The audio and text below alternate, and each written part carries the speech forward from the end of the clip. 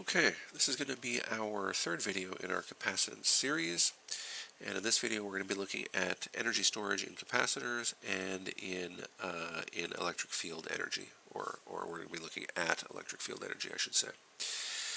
So everything I'm going to be talking about here comes from section 24.3 in the text, and let's get started. So the electric field energy stored in a charged capacitor is going to be equal to the amount of work required to charge that capacitor, right? That makes sense. We have this notion of energy conservation, so we do some work to store energy in the capacitor, and then we have some energy stored in the capacitor that we can then discharge. We can discharge this capacitor and get all this stored energy back. We can recover it as work done by electric forces. Okay, and so we can calculate the potential energy stored in a charged capacitor by calculating the work needed to actually charge this thing.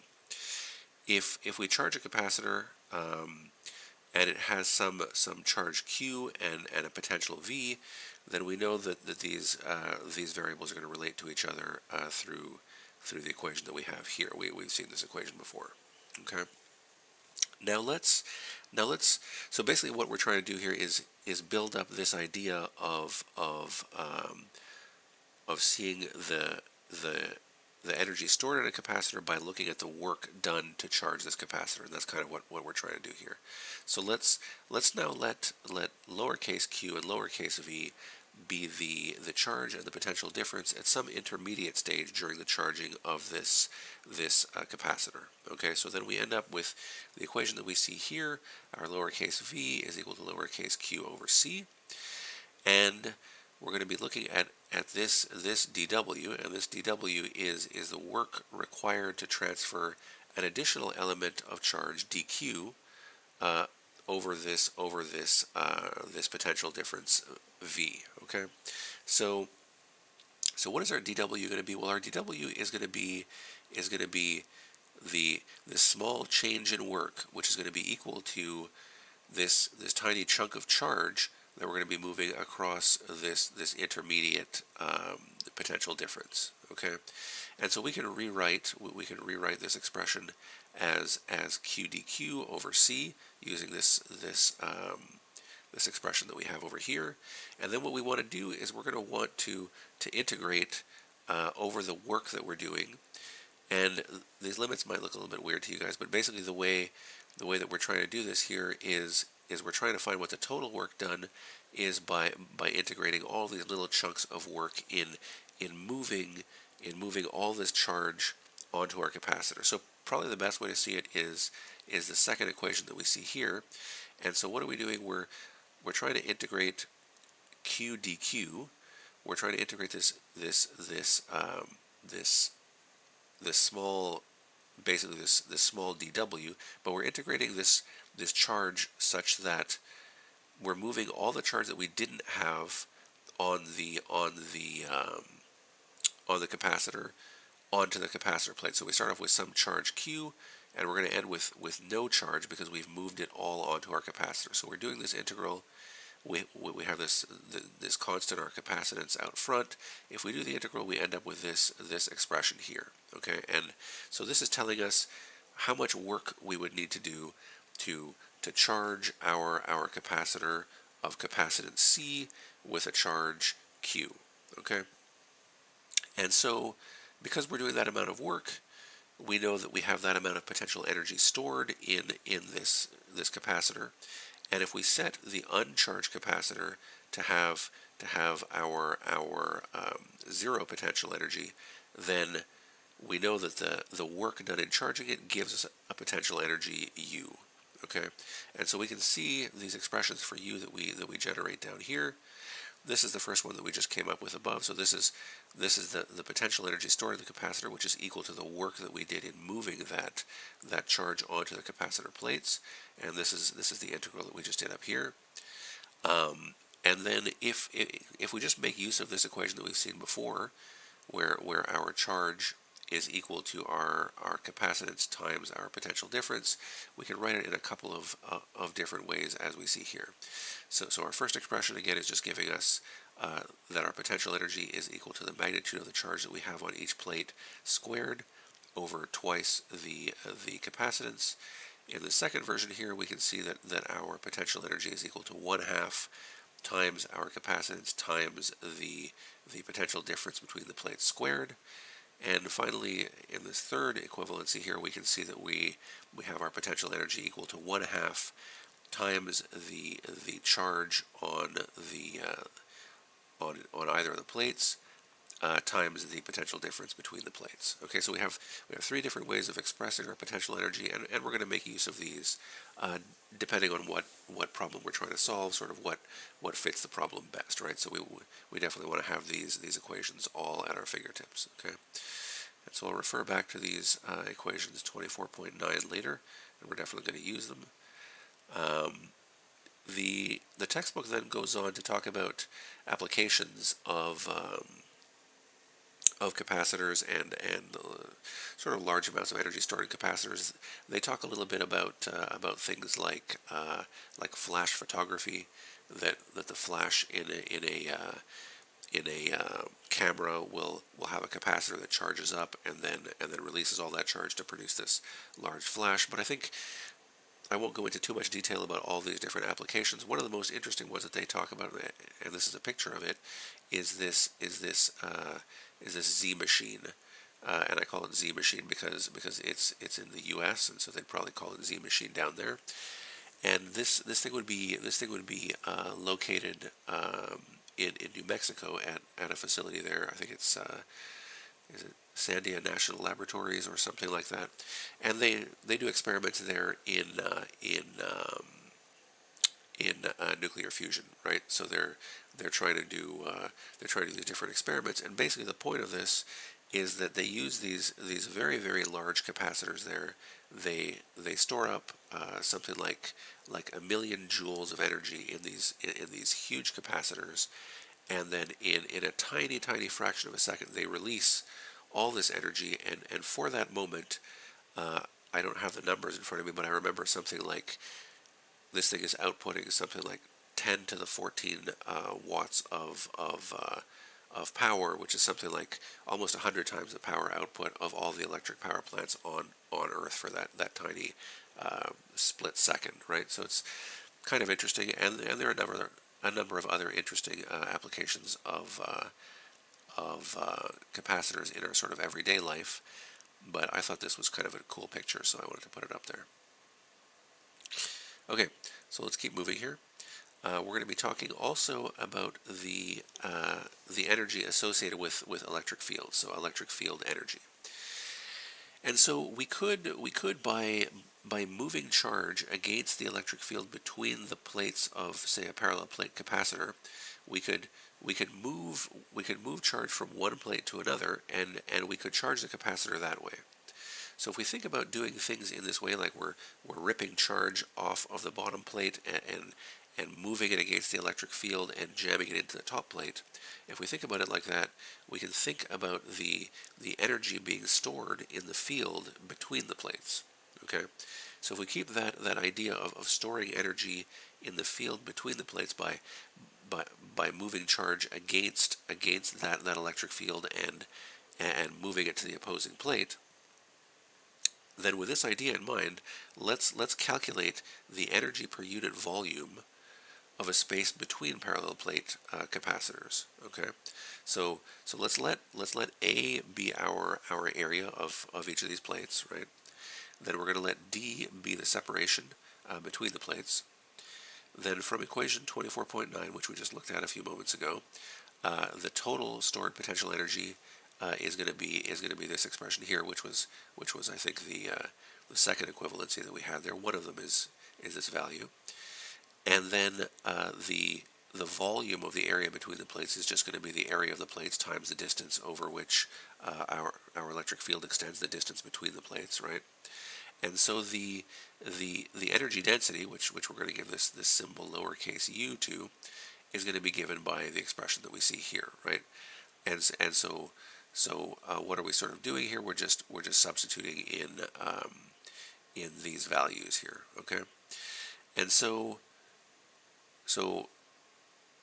or hold on for 1 second. Let me just make sure that I haven't made a mistake here. I think I copied that down correctly. Yeah, okay, perfect. So, so we have this expression for the energy density, okay, and let's remember that our energy density is going to be an energy per unit volume. Okay, so we have energy per unit volume, energy per unit volume here, right? We simply divide this by this, okay? And so from our previous work, we have these expressions here, and we can use these expressions and substitute them into equation 4 that we just generated here. And if we do that, we're going to find that we find this very nice clean expression for our electric energy density. Okay, so our electric energy density in a vacuum is given by 1/2 times our electric constant times the magnitude of the electric field squared. Okay, and this is really the equation that we want to have in mind when we're talking about electric energy density in this chapter here. Okay,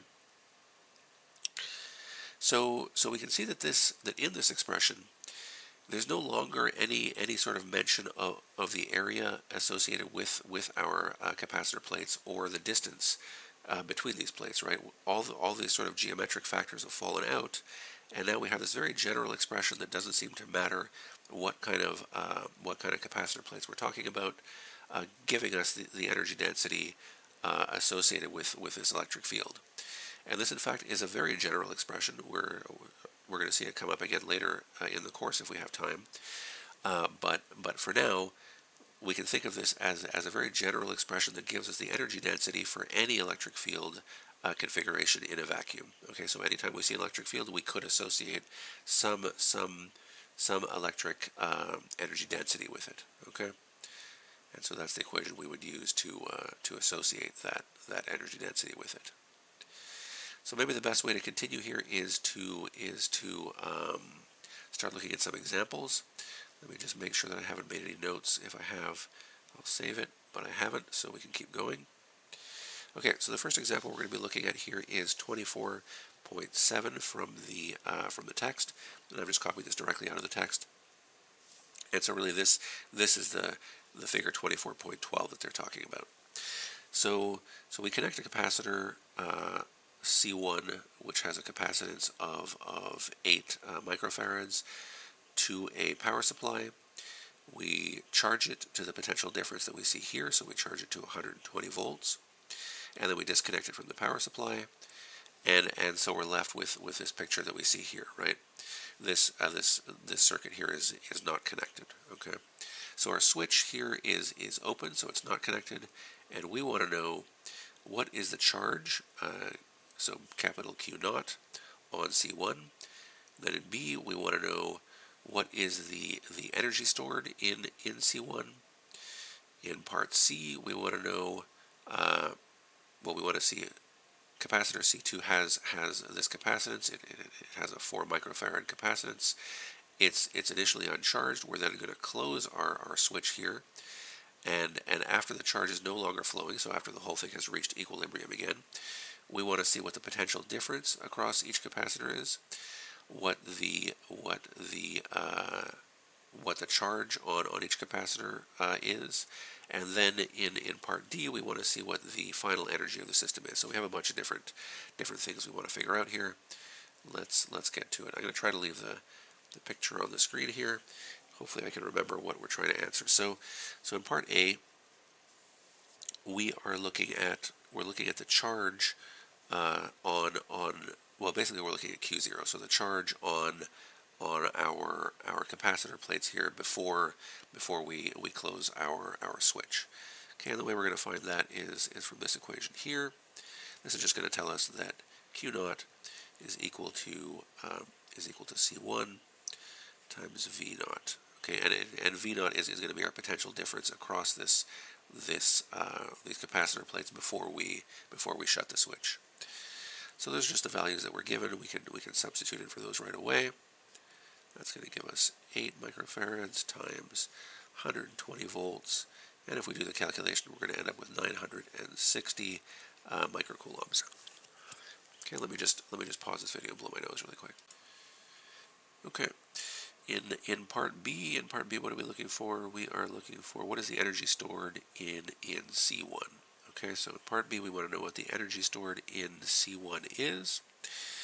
And so we can look back to our equation 24.9. We can pick off any one of these that we want, but let's say, maybe I'll write the whole thing out here. These are all the expressions that we could use, and we're going to see which one is easiest for us to use. So I'm just going to use the very first one here. We can simply say that our U is equal to, well, Q squared. This is going to be the Q that we just calculated. Squared over 2, and our C is given to us. That's 8 times 10 to the minus 6. Okay. If we do that calculation, we're going to see that U is 0.058 joules. Okay. In part C, I believe in part C we start closing the... Yeah, okay, so in part C we close the switch, and now we bring into play our second capacitor with our 4 microfarad capacitance. After we close the switch and everything returns to equilibrium, we want to know what the potential difference across each capacitor is, so let's do that. So the way to do this is to think about charge. Okay, so as we close, and we should probably have the diagram on. As we close this switch, what sort of ends up happening? Well, we end up in a situation where, because these are all connected by conductors, this bar here is non-conducting. So we can imagine that this whole thing is going to end up at one potential, and the bottom section will end up at another one, and we're going to end up with a potential difference across the whole thing.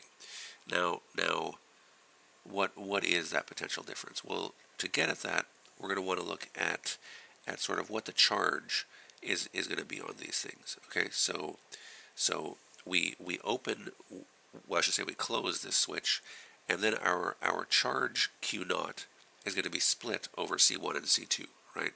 So let's think about how that's going to happen. We're going to have part C here, and so what's going to end up happening? We're going to have Q naught is going to be equal to Q1 plus Q2. Okay, so our charge gets split over these two capacitors, and we also know that we can write Q1 as C1V, and we can write Q2 as C2V. Now why is it just V? Why is it not V1 and V2? Well, because of what we just talked about. We know that the potential difference is going to be across this one chunk of conductor connected and this other one, right? So it has to be the case that there is only one potential difference, right, from the top collection of stuff to the bottom collection of stuff. Okay, and so we can substitute these values into this expression that we have here. Let's do that. We're going to end up seeing that Q naught is equal to C1 plus C2 times V, and we can rearrange this obviously to solve for V. This is going to be Q naught over C1 plus C2, and if we now substitute in our numbers, we're going to end up with, is it 960 microcoulombs over 8 microfarads plus 4 microfarads. Okay, well, so we can just cancel off all these micros, right? These will all just be 10 to the minus 6s. We'd factor 1 out from here, so we can just clean that whole thing up, and we're going to end up finding in the bottom we have a 12, and if you do that division, you're going to end up with 80 volts. Okay, so we have a potential difference of 80 volts across this thing after we've closed the switch. So our potential difference is actually less after we've closed this switch. Okay, so that would be that answer. Now we want to do part D. What's going on in part D? In part D, what is the final energy of the system is the question we're trying to answer. So here we want to use one of the expressions from above again. So I just wrote it down. Where is it? Over here. Right. We want to use one of the expressions from here. So let's take a look. What do we know now? Well, we know what the potential difference after we close the switch is going to be. So let's use this one where we have V involved. And so what is our total energy going to be? Well, it's going to be the total energy associated. Well, it's going to be the energy associated with capacitor 1 plus the energy associated with capacitor 2. So we're going to have some potential energy from 1, some potential energy from 2, and the total potential energy of the system is going to be the sum of the two of these. And if we sub in this expression that we have up here, this is going to give us a half Q1V plus 1 half Q2V. Well, that's just equal to 1 half V Q1 plus Q2. And, well, what is Q1 plus Q2? Well, we remember that all that really happened was we split our Q naught into Q1 plus Q2 as we close the switch. So Q1 plus Q2 has to be Q naught. So this is just going to be 1 half V Q naught. And at this point, we can sub in numbers. This is going to be 1 half 80, and our Q naught was 960 times 10 to the minus 6. And so if we do that calculation, we're going to end up finding that we have our U after we've closed our switch, our U, our potential energy, is going to be 0.038 joules. Okay, and so what are we seeing here? Well, we're seeing that we did in fact lose some energy when we closed the switch here, and this is fine. This energy would have been lost to heat or electromagnetic radiation, depending on what the setup looked like. But we would have had this heat lost to the system, and in fact we do see that here in our result. Okay. Okay, so that is the first example we're doing. We're going to be doing 3 examples here, all 3 from the text. What's this next one? Okay, so before I get into the next one, let me first save my PDF. One sec. Okay, so now let's take a look at example 24.8 from the text, and this is going to be electric field energy, is what they title the example here. So what are we looking at in part A? We want to know what is the magnitude of the electric field required to store 1 joule of electric potential energy in a volume of 1 cubic meter in a vacuum. And then in part B, if the field magnitude is multiplied by 10, how much energy is stored per cubic meter? Okay, so let's start off with part A here. In part A, we have, what do we have? We have 1 joule, and we have it stored in 1 meter cubed. So what do we really have? We have an energy density. We have an energy density of 1 joule per meter cubed. Okay, so this is a strong indication that to solve this problem, we want to look at energy density. And a little while ago, we wrote down an expression for what our energy density is. We wrote it down like this.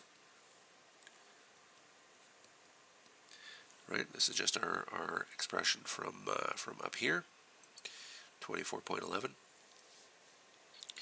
And so let's just rearrange this. Let's just rearrange this to isolate our electric field. Right, we want to know what the magnitude of the electric field is. Let's isolate that term. We're going to see that we have an E is equal to 2 lowercase u over epsilon naught. Right. And again, at this point, it's just a simple matter of substitution. The density that we have, well, we know that's just going to be a 1. So we're going to end up with E is equal to the square root of 2 times 1 over 8.85 times 10 to the minus 12. And if you do that calculation, you're going to end up finding that you have a 4.75 times 10 to the 5 volts per meter magnitude to your electric field. Okay, so that would be the answer to part A. And in part B, what are we doing? We are multiplying the magnitude of the electric field by 10, right? So I guess there's a couple of ways we could do this. One way, one sort of robotic way of doing this would simply be to just again write down our expression. And now we could simply substitute in all these numbers, right? We could just say 1 half, We could substitute in here for epsilon naught. We could take our old electric field value and multiply it by 10, so we could just do 10 times E, and then do the calculation. This whole thing is going to be squared, and that's kind of the point here. But instead of that, we can just sort of see what's going to happen, right? We can see that from this equation, from this equation here, if we take E and we multiply it by 10, well, that 10 is getting squared, so the resulting increase in our lowercase u is going to be 100, right? So if E is increased by like a factor of 10, this means that E squared is going to be increased by a factor of 10 squared, which is 100, right? And if that's the case, then our u, our lowercase u, our energy density is going to be increased by a factor of 100. Okay, and this is just me reasoning through. This is not some kind of fancy notation. This is just me sort of talking through it. Basically, we end up with a u, which is going to be equal to, well, our original 1 joule per meter cubed, except now it's going to be times 100, and this is going to give us 100 joules per meter cubed. Okay, so that's that problem. And this third one I particularly liked, so I'm going to again just pause very quickly to save, and we will do 24.9. Okay, so here in 24.9, we're going to look at two ways to calculate the energy stored in a capacitor. So here we're going to have the spherical capacitor that we described in example 24.3, which was earlier in section 1 of this chapter. It's going to have plus Q and minus Q on its two conducting surfaces, and we want to find the electric potential energy stored in the capacitor.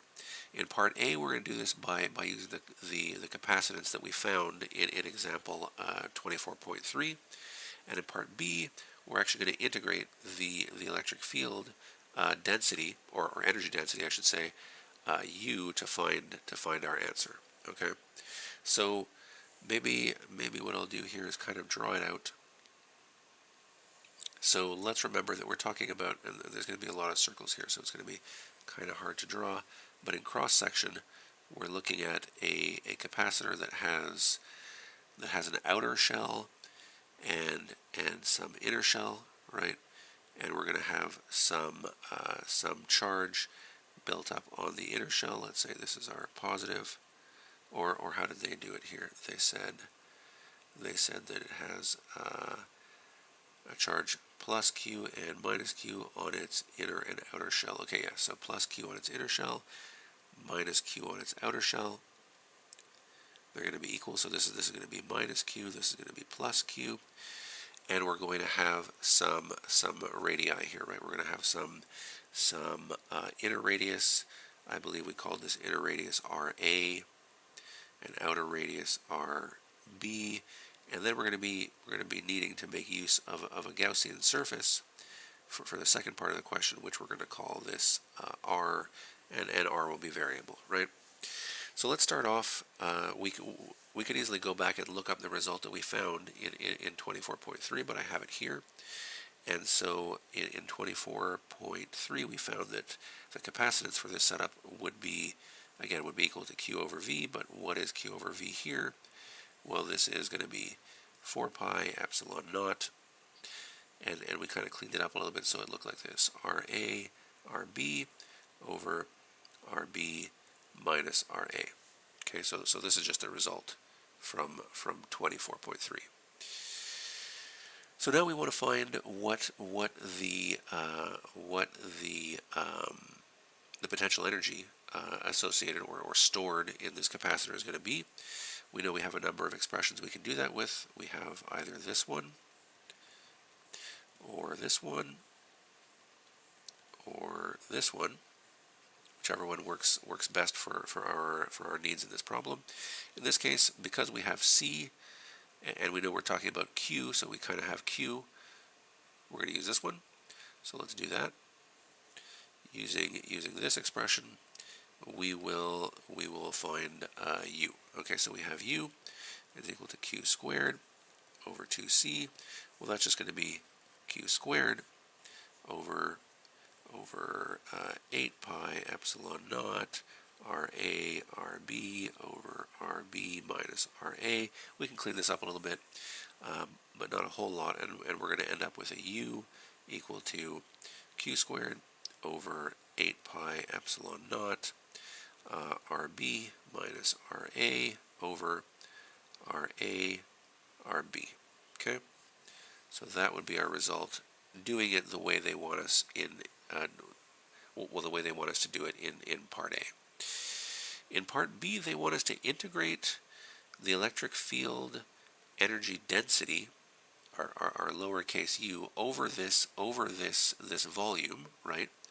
To regain the same answer. Okay, so we can imagine this. We would have some electric field lines, right? We would have some electric field lines like this, all the way around. And we just talked about how now we have this idea of electric field energy density associated with any electric field. So there's some energy density associated, some energy per unit volume of this field. Now we want to integrate over that whole volume available to us and find what the total energy associated with this capacitor is going to be. So that's sort of the strategy going into part B here. So let's take a look at part B. So we're now going to be integrating this U.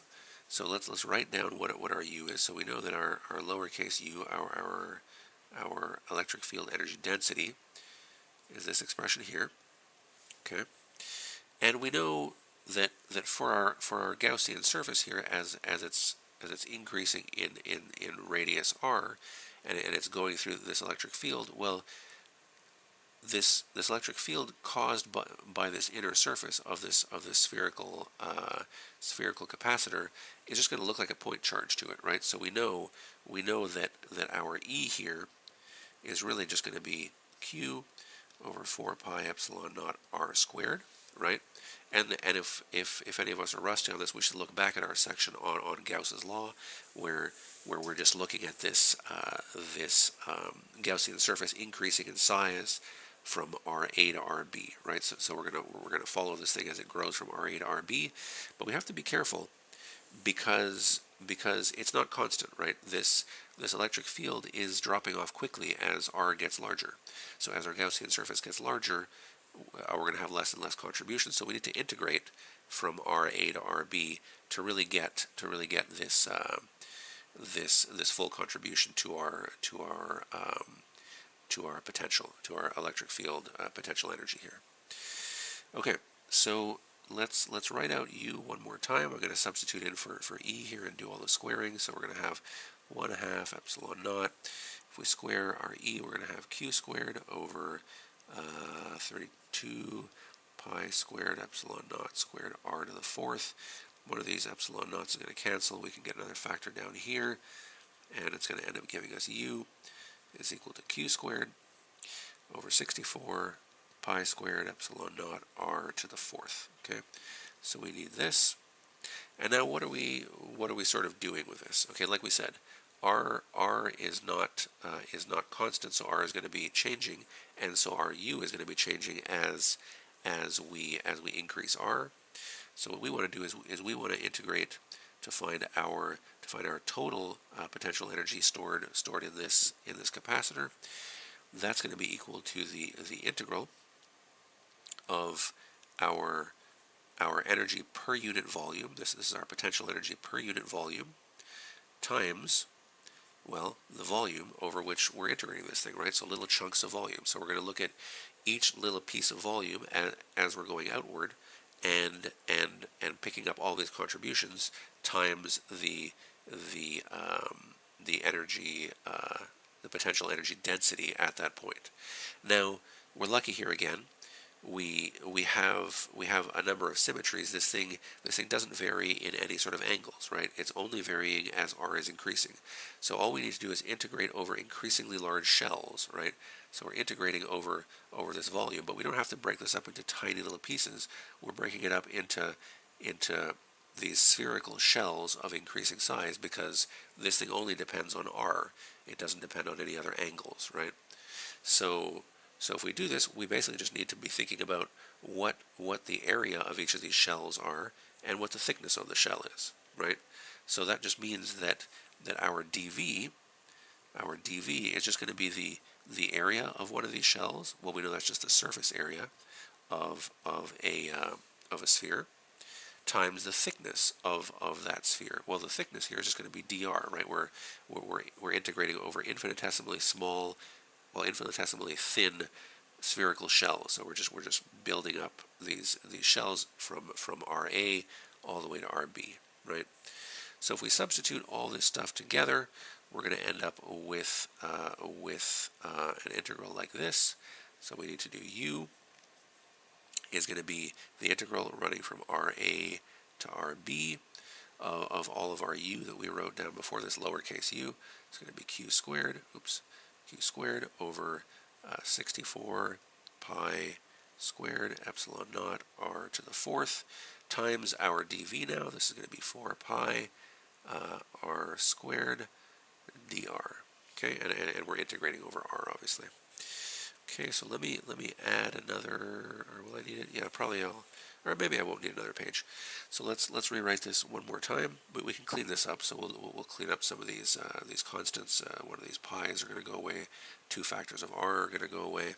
We can factor out everything that's not related to r because we're only integrating in r here, and so we're going to end up with a q squared over 8 pi epsilon naught times the integral from RA to RB of dr r squared.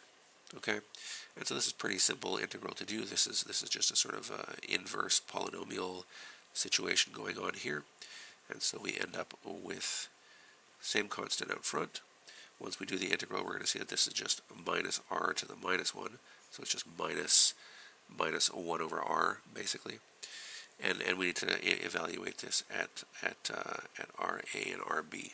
Okay, if we do this, we can clean it up a little bit, and we're going to end up finding that it looks like this: 8 pi epsilon naught, and then inside the bracket we're going to have. So I'm going to flip them because we're going to be picking up a minus sign here, but you'll basically end up with 1 over RA minus 1 over RB. And now if we multiply the top and bottom of this by RB and the top and bottom of this by RA, we can clean it up to make it look like our other one. Well, by our other one, I mean our previous result, which I'm going to scroll up to in a second. And so we just end up with 8 pi epsilon naught in the basement here, q squared on top, and we end up with an RB minus RA over RA RB. Okay, and so that is our total potential energy stored in the capacitor. It should agree with what we found above, and we find that it exactly does agree. Okay, so that was example 24.9 from the text, and that's going to conclude our work in this chapter. We're only doing these first 3 sections. We're not going to talk about dielectrics, so we're going to leave it here for this chapter, and I will see you guys in the next chapter.